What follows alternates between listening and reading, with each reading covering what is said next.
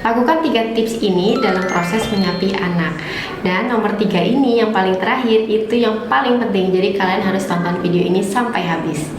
Halo, assalamualaikum semuanya. Kembali lagi dengan aku Dela. Di sini aku akan share seputar tips menyapih anak berdasarkan pengalaman aku di anak pertama dan kedua, dan berdasarkan ilmu kebidanan yang pernah aku pelajari. Oke, kita masuk ke tips yang pertama. Tips yang pertama adalah memberikan penjelasan dan pemahaman kepada anak apa itu proses menyapih dan mengapa harus disapih ya teman-teman. Memang pada saat memberikan pemahaman dan pengertian tidak menjamin anak itu tidak akan rewel. Pasti pada saat proses menyapih anak akan tetap ada rewel-rewelnya, dan itu wajar terjadi. Tapi setidaknya dengan memberikan penjelasan dan pemahaman dapat membuat anak itu lebih tenang gitu ya.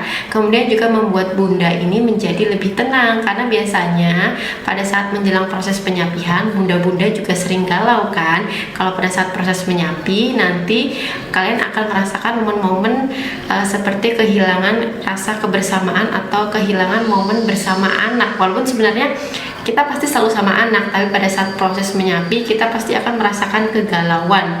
Dan dengan memberikan pemahaman, penjelasan, itu dapat melepaskan beban yang ada di hati bunda. Nah, kemudian masuk ke tips yang kedua. Tips yang kedua adalah pada saat proses menyapih, lakukan secara bertahap, jangan mendadak. Aku punya banyak pengalaman di anak pertama aku dan anak kedua. Jadi anak pertama aku ini pada saat proses menyapih memang nggak sengaja proses penyapihannya itu mendadak ya, karena awalnya itu iseng aja gitu. Jadi aku cobain mengoleskan sesuatu di bagian payudara, dan itu ternyata nggak sengaja langsung berhasil dan membuat anak aku tidak mau menyusu lagi. Nah, memang kenapa tidak boleh dilakukan secara mendadak? Karena memang yang pertama yang paling dirasakan adalah di bundanya sendiri. Pasti bunda akan langsung merasakan nyeri di bagian payudara, karena secara mendadak biasanya ASI itu berproduksi, tiba-tiba kalian langsung stop. Itu pasti akan membuat bagian payudara kalian akan lebih nyeri, kemudian akan terjadi demam. Dan itu terjadi di anak pertama aku pada saat proses menyapih anak pertama, karena memang sekali lagi aku melakukannya secara mendadak. Dan di anak kedua aku mulai belajar dari pengalaman sebelumnya, aku menyapihnya dilakukan secara bertahap.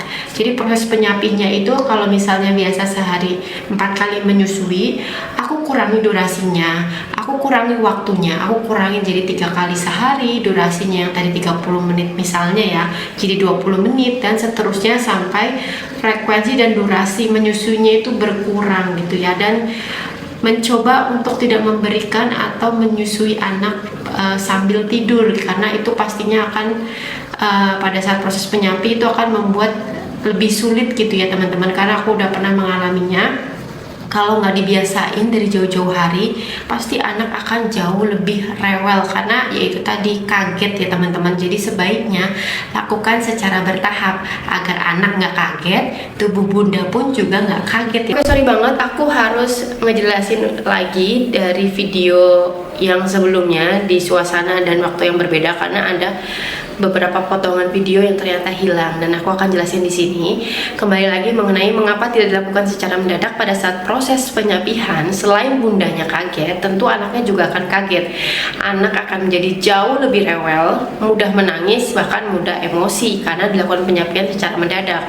Beda pada anak yang sudah diberikan pengertian, penjelasan, terus proses menyusuinya juga dilakukan secara bertahap, pemberian menyusuinya dilakukan secara bertahap. Maksudnya itu anak-anak mungkin tidak terlalu rewel, tetap rewel, tapi rewelnya mungkin tidak serewel kalau dilakukan secara mendadak. Kemudian juga aku pernah mendengar dari beberapa cerita ibu-ibu pada saat dilakukan proses penyapihan secara mendadak, ada tipe anak itu yang memang minim mau minum ataupun makan. Jadi asupan makan dan minumnya itu jadi berkurang atau sedikit karena bentuk protes dari penyapihan yang dilakukan secara mendadak. Efeknya yang ditimbulkan adalah terjadi demam karena asupan makanan dan minumannya berkurang. Memang sekali lagi ya, itu terjadi di beberapa anak, semua anak, karena beberapa anak pada saat dilakukan proses penyapihan ada yang justru asupan makanannya jadi lebih banyak gitu ya, karena mungkin lapar karena biasa menyusui, jadi dia peralihannya makan banyak. Tapi ada juga anak-anak yang memang dia itu jadi makan dan minumnya sedikit mams, jadi efek yang ditimbulkan adalah demam. Jadi sebaiknya pada saat melakukan proses penyapihan jangan dilakukan secara mendadak ya. Ketiga, ini poin yang menurut aku paling terpenting adalah ketika melakukan proses penyapihan, sebaiknya jangan memberikan dot kepada anak sebagai pengalihan.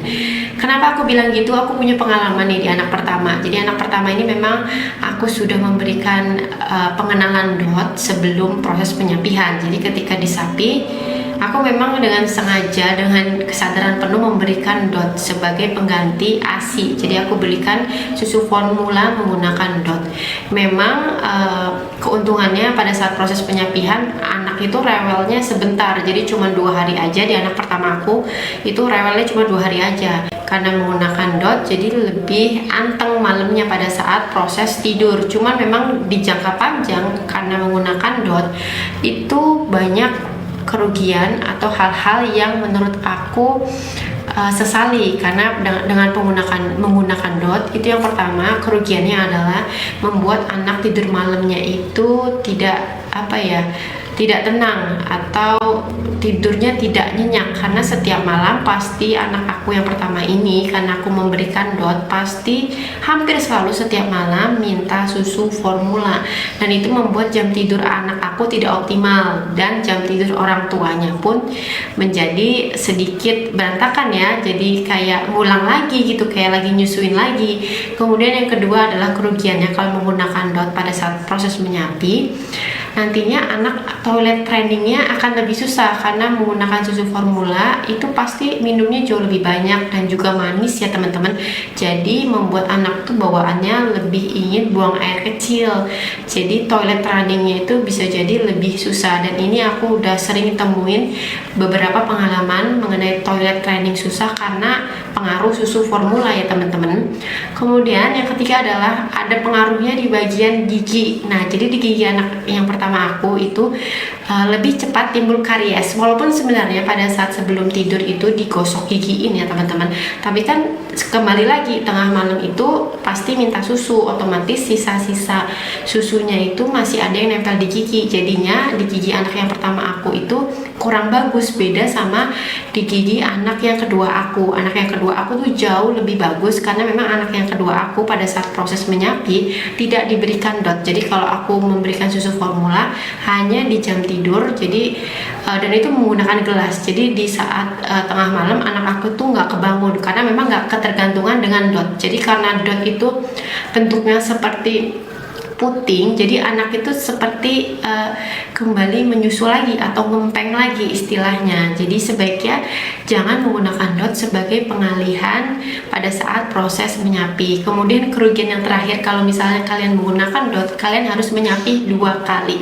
Banyak kasus, bahkan saya sendiri pada saat masih kecil saya itu pakai dot sampai saya SD, dan di anak saya yang pertama ini pakai dotnya sampai umur 3 tahun, dan itu aku harus menyapi lagi, harus memberikan penjelasan lagi, dan harus memberikan pemahaman ekstra, dan pastinya akan banyak drama-drama gitu ya mengenai proses penyapihan di usia 3 tahunan atau 4 tahunan, karena mereka tuh udah pinter gitu ya. Jadi kalau kalian memberikan dot pada saat proses menyapi, sama aja kalian seperti melakukan penyapihan 2 kali. Lanjut, aku juga mau menjelaskan dan menambahkan solusi pada saat proses pemberhentian ASI penyapihan. Kalian jangan terlalu fokus dengan susu formula. Sebelum proses penyapihan itu dimulai atau terjadi, bunda harus banyak eksplor jenis makanan yang disukai oleh anak, makanan cemilan yang disukai oleh anak, karena itu penting supaya dia itu tidak banyak atau tidak terlalu banyak minum susu formula. Jangan sampai susu formula itu menggantikan makanan pokok anak-anak ya. Kemudian juga kalian harus lebih eksplor kegiatan-kegiatan yang bisa menyenangkan anak pada saat proses penyapihan, agar pada saat proses penyapihan nanti itu jauh lebih mudah dan anak-anak itu rewelnya jadi berkurang. Bukan berarti tidak rewel ya pada saat proses penyapihan, tetap ada rewelnya, cuman dengan memberikan melaksanakan tips-tips yang aku berikan tadi, harapannya anak itu lebih mudah disapi, kemudian anak juga tidak terlalu rewel. Oke, itu aja tips dari aku, semoga membantu. Kalau misalnya bunda-bunda punya tips lainnya, kalian bisa share di kolom komentar, mungkin dapat membantu para moms yang sedang galau nih untuk melakukan penyapihan. Dan sampai jumpa di next video. Wassalamualaikum warahmatullahi wabarakatuh. Bye.